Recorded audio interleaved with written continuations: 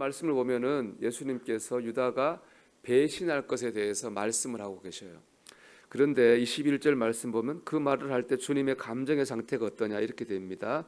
심령이 괴로워 증언하시되 그랬습니다. 유다가 배신할 것에 대해 말씀하시는 순간에 주님의 마음은 괴로움이었어요. 근데 이 괴롭다라는 말이 똑같이 쓰인 것이 어디냐? 나사로가 죽었을 때입니다.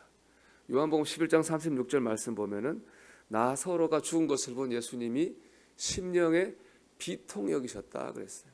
심령에 괴로워하셨다, 심령에 비통 여기셨다 같은 말이에요. 주님은 나사로가 죽은 것과 같은 마음으로 유다의 배신을 보셨다는 거예요. 나사로는 베단이라는 마을에 살았습니다. 베단이는 바로 예루살렘 초입인데 예수님 베단이 갈 때마다 나사로 집에 들리셨어요. 그럼 나사로와 여동생 마르다 마리아가 항상 예수님을 정성으로 섬겼습니다. 그러니까 나사로는 예수님을 섬긴 사람이에요. 유다는 예수님을 배신한 사람입니다. 다른 사람이 전혀. 그럼에도 불구하고 주님은 같은 마음으로 그들을 대하셨다는 겁니다. 주님은 유다가 주님을 배신하고 잘못된 길로 갈 때에 보고 괴로워하셨다는 겁니다.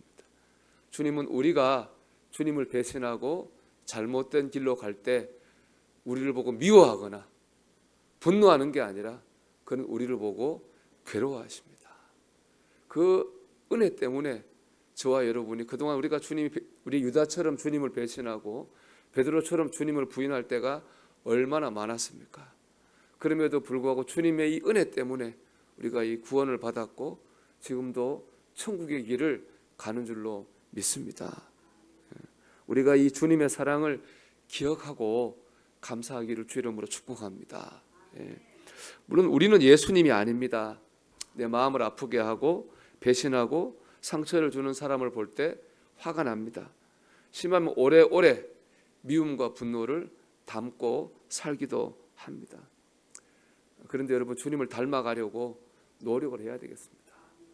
연약한 인간인지라 이런 말로 우리 자신을 합리화하려고 하기보다는 그래도 주님을 닮아가서 주님의 은혜에 합당한 삶을 살려고 노력을 해야 되겠습니다. 물론 그런다고 그 사람이 변하지 않습니다. 오늘 말씀 보십시오. 주님이 이러한 사랑으로 대주였음에도 불구하고 유다가 변했습니까? 전혀 변하지 않았습니다. 유다는 예수님을 배신하는 길로 갔습니다. 저 사람이 변했으니까 나도 달라져야지가 아닙니다. 거룩한 괴로움을 가지고 사람을 대하는 것은 그 사람의 변화와 상관없이 우리가 주님 앞에서 주님을 바라보며 가져야 될 중심인 것입니다. 우리가 오늘도 주님을 바라보면서 어렵게 하고 힘들게 하는 사람 만나도 우리가 거룩한 괴로움을 가지고 불쌍히 여기고 긍휼히 여김으로 말미암아 우리가 받은 은혜에 합당한 삶을 살게 되기를 주의 이름으로 축원합니다. 다음으로 묵상할 주제는 가룟 유다의 배신입니다. 가룟 유다는 분명 놀라운 주님의 사랑을 받았죠. 그럼에도 불구하고 예수님을 배신하고 은삼십냥의 예수님을 팔아버렸어요. 받은 은혜에 합당한 삶을 살지 않았습니다. 그 이후에도 27절 말씀 보면은 사단이 유다의 속에 들어갔다 이렇게 말씀합니다. 즉 유다는 사단에 사로잡혀 가지고 주님을 배신한 겁니다. 그런데 이런 생각이 들지 않습니까? 예수님 제자가 12명인데 왜 하필 유다 속에 사단이 들어갔을까? 그렇잖아요. 다른 제자들 다 있는데. 그 이유가 있습니다. 그 이유는 바로 탐심 때문에 그렇습니다. 요한복음 12장 6절의 말씀 보면은 이렇게 말하면 가난한 자들을 생각함이 아니요 그는 도둑이라 돈깨를 맞고 거기 있는 것을 훔쳐갑니다.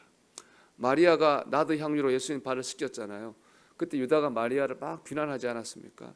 저거 팔아서 가난한 사람을 도와야지 왜 이렇게 낭비하느냐 그랬습니다. 말은 그럴듯하지만 속마음 어떻습니까? 그 돈을 훔쳐갈 생각을 했어요. 탐심이 있었던 거죠. 가룟 유다에게는 탐심이 있었어요. 그 탐심 때문에 사단에게 사로잡히고 말았습니다. 여러분 우리 안에 탐심이 생기면요 우리 영혼의 방어막이 무너집니다. 사단의 공격에 노출되는 거예요. 재물에 대한 탐심, 내가 높아지고자 하는 마음 그런 거 다 탐심이죠. 넘치는 자존심 다 탐심입니다. 그 탐심을 가지면 사단이 우리를 틈타게 되는 거예요. 내가 누군데 누구 때문에 이런 마음 다 가지게 됩니다. 그럴 때 사단의 지배를 받아서 우리는 주님을 배신하고 은혜에 합당한 삶을 살지 못하게 되는 거예요. 그 공영장에서 일하는 여성 직원이 있었는데 이 직원이 5년 동안 돈을 빼돌렸어요. 그 관람료를. 우리 5년 동안 5억 8천만 원을 빼돌렸습니다. 제가 뉴스 보니까 영상을 보니까요. 이렇게 돈을 세는 척하면서 5만 원짜리만 이렇게 빼서 5년 동안 5억 8천 원을 빼돌린 거예요. 이상한 게 아니 거기도 직원도 있고 사장님도 있는데 어떻게 그 5년 동안 5억 8천만 원 빼돌릴 동안 뭘 수 있을까? 이제 그런 궁금한 생각이 들더라고요. 여러분 그렇지 않습니까? 근데 나중에 이유가 나와요. 그 여직원이 그냥 여직원이 아니에요. 그 여직원은 그 사장님의 딸의 친구예요. 부모가 어려워서 부모와 관계가 어려워서 집을 나오게 됐는데 그 딸 친구를 그 사장님이 불쌍히 여겨가지고 집도 얻어주고 일자리도 준 거예요. 자기 친딸처럼 여겼어요. 근데 그러니까 그 여직원이 그렇게 할 거라고는 생각도 못한 거예요. 그러니까 그렇게 당한 거죠. 그 여직원은 딸처럼 생각한 그 은혜를 배신했어요. 은혜를 원수로 갚은 거죠. 그죠? 여러분 우리도 은혜를 원수로 갚지는 말아야 되겠습니다. 우리 주님께 은혜를 받았잖아요. 은혜에 합당한 삶을 살아야 되겠습니다. 내가 죽어서 예수가 살게 해야지. 주님을 기쁘시게 해야지. 우리 그런 오직 그 마음을 품어야 될 줄 믿습니다. 그럴 때에 사단이 틈타지 못하고 은혜가 충만한 삶을 살 수 있습니다. 이런 마음을 가지고 우리가 오늘 받은 은혜에 합당한 삶을 사는 하루가 되기를 주의 이름으로 축원합니다. 기도합니다.